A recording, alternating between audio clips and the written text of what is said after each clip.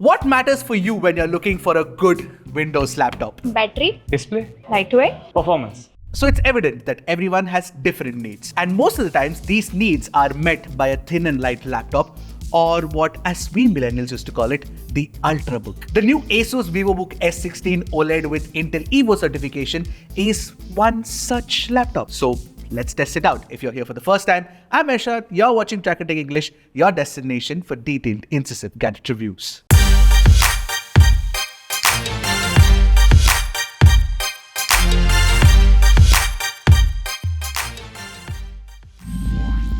I really like the design. It's clean and minimal. Just take a look at that updated logo. It looks nice, right? Now, one thing that Asus has changed is that instead of one wide hinge, you get two separate pieces holding up the display. So naturally, the first question that I had was, will that affect the structural integrity? Not even remotely. Easily passes my one finger lid lift test. Look at that. And if you're typing away furiously, even then the lid stays firm. Look at this.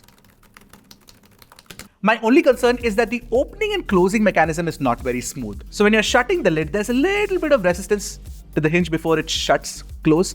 So that's a bit of a problem. By the way, the display can also go 180 degrees flat like this because of the hinge. But I've always wondered, what's the real use case of this? If you guys have the answer for that, let me know in the comments below. Now, one thing I like about the S16 OLED is that despite having a 16-inch massive display, it's actually very portable. So it measures about 13.9 millimeters thick, weighs about 1.5 kilograms. So you can really take it around and use it as a laptop on your lap. For the build, Asus has used metal entirely. It's a mixture of aluminum and magnesium. Plus, the laptop has US military standard 810H certification, which is kind of reassuring. As for the air vents, you get a proper inlet and outlet for the two fans inside the laptop. I'll talk about the two fans later, but there is also an inlet and outlet situation happening at Track and Take English. Inlet, the number of views or the people watching our videos, and outlet is you guys are rushing out without hitting the subscribe button. Do it, go ahead, so that you can help us reach 1 million by the end of 2024.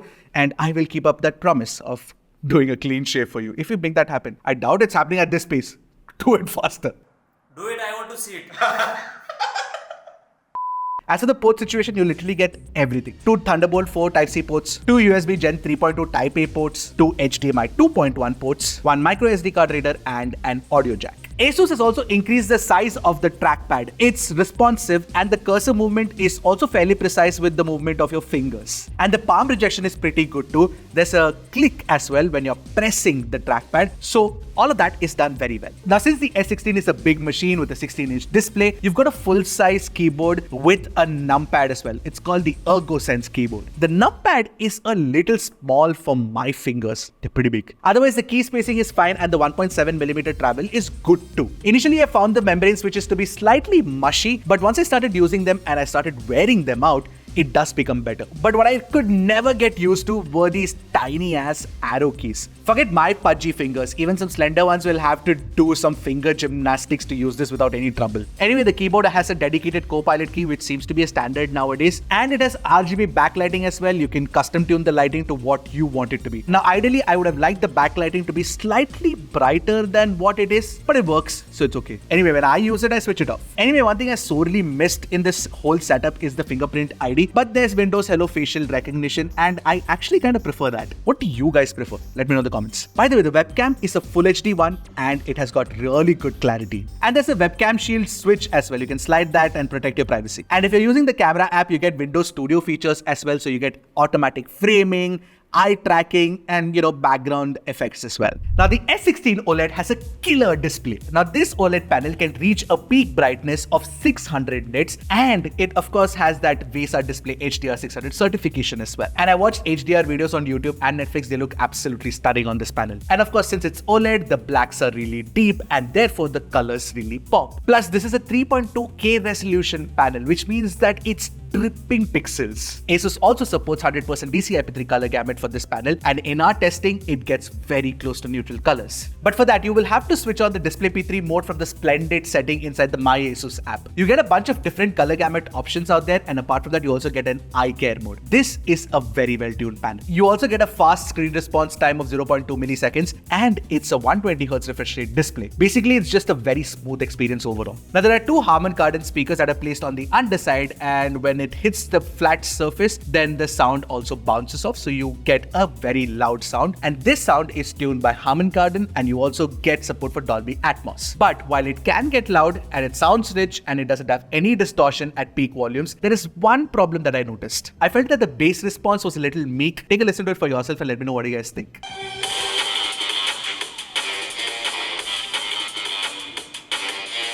Overall, though, when you look at the display and the speaker setup, it's a perfect multimedia machine, I'll tell you that. Now, what's on the inside, you ask?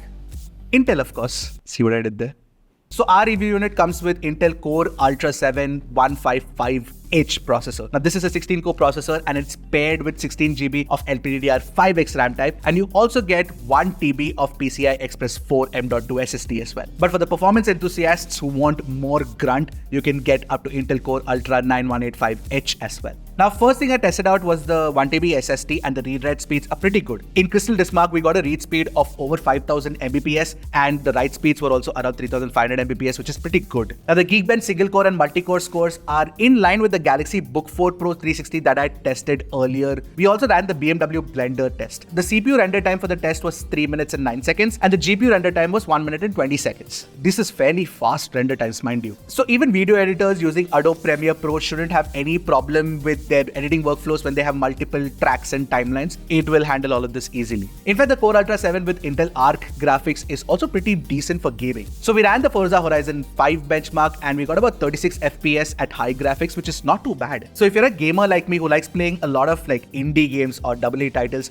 really good ones mind you, like Hades or Sea of Stars, then you will definitely enjoy using this laptop, because with that it should definitely not have a problem. And in certain games that support HDR on this OLED display, oh, it's gonna look really good. The battery is also a really nice and big 75 watt-hour unit. Asus claims that you can get about 16 hours on a single charge, but I got about 13 hours on my basic usage, which is very close to their claim, and that is not too bad. Inside the box, which by the way can be turned into a stand. Oh, I completely forgot to mention that. How cool is that? Anyway, inside that box you also get a Type-C 90 watt charger, and charging from 0 to 60% takes about 50 minutes, and a full charge took us about 2 hours 20 minutes. For laptops, that's actually pretty decent. Now, Intel has changed the naming scheme from i3, i5, i7, i9 to Core Ultra 5, 7 and 9, primarily because of the built-in NPU and AI capabilities as well. So like I mentioned, there's the Copilot key, and the Copilot key works really well for all the AI tasks that you want to run on the system itself. Now, since I've been using the MacBook, there's no inbuilt AI features, so ever since I got Windows machines to test them out, I've been trying to fit AI into my everyday use case. How do you guys use it? Tell me some creative ways that you use it so I can try them out. I really like the MyAsus app as well. It works like a nice dashboard to give you visibility on your system stability. In fact, you can even troubleshoot any problems with your laptops directly from here as well. In fact, you can even link your Android phone to the MyAsus app, and you can do things like make calls,